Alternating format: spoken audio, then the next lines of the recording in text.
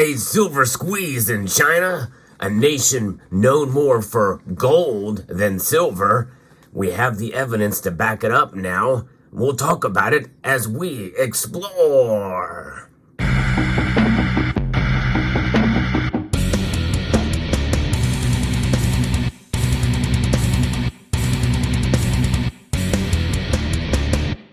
Who would have thought we'd be talking about silver in China? But we know the Chinese market certainly is a part of the silver story, as there's a lot of manufacturing that is occurring in China, and silver is needed for that manufacturing. But now we're getting new reports of a silver squeeze happening there, with charts that have been talked about that show that the vaults, the Shanghai Futures Exchange vaults, are being drained. And they are dangerously low now, much like what we saw with the LBMA a couple of years ago. Now, what was the cause of that? Well, the LBMA vaults being drained, much of that silver went to India. And India's silver demand is continuing to climb for sure, which means that there is a pathway and a migration of silver moving east, just like gold. And now we're seeing it with China here. Pretty dramatic as we look at charts to see how far the silver vaults have been drained. We've not seen numbers like this since before 2018, and they're even lower now than they were then. Of course, where was the price of silver then compared to where it is now? Much less. So don't read into this that this means that the price of silver is going to just skyrocket anytime soon.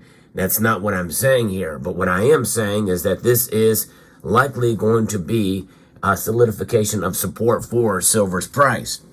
Now, why is this happening? You've heard me talk about many times on this channel how China's economy is in trouble, and it is.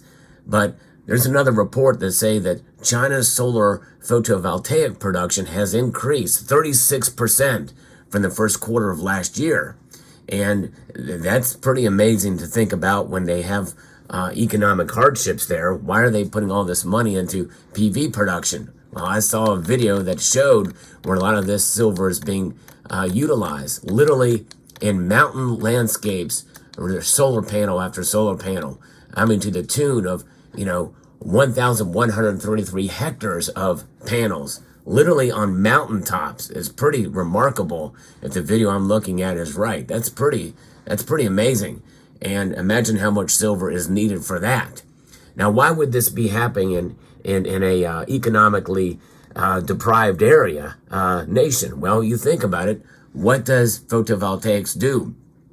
You put in the initial investments in solar. It's free energy from the sun.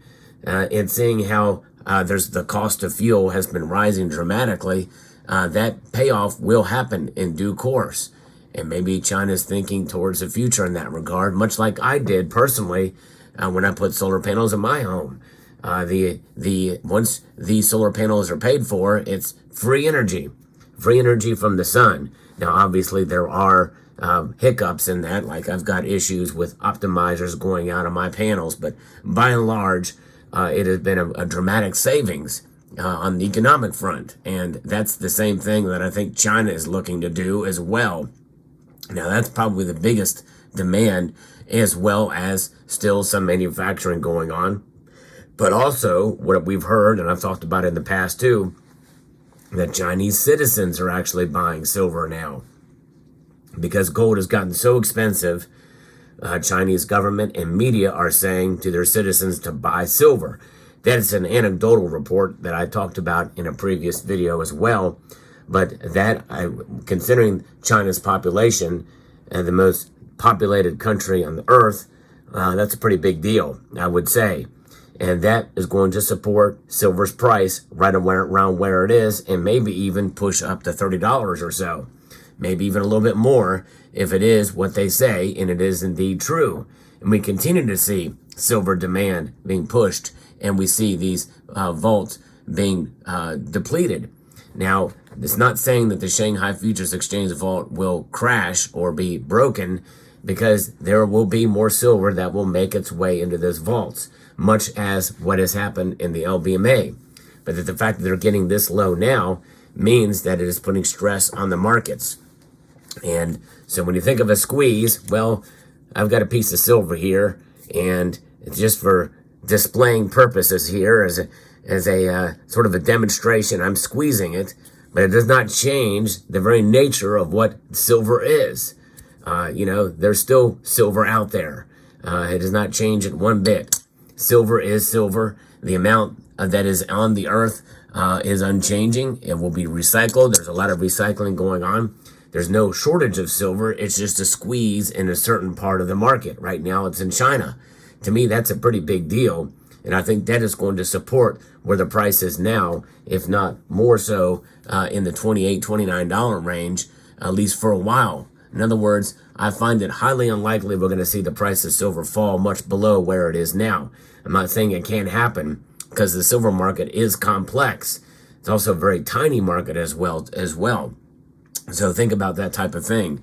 Now, when you think about a silver and all its different forms, well, you have to realize and understand how beautiful the metal is. In fact, we know that the Chinese produce some very beautiful silver coins. Now, I don't buy those silver coins anymore because they changed I don't have one here to show you, but they changed their weight from ounces, from using the imperial measure to the metric. So instead of an ounce, they have a 30-gram piece now, and there's a lot of fake Chinese products out there, and that's a big problem for sure. But they are producing a lot.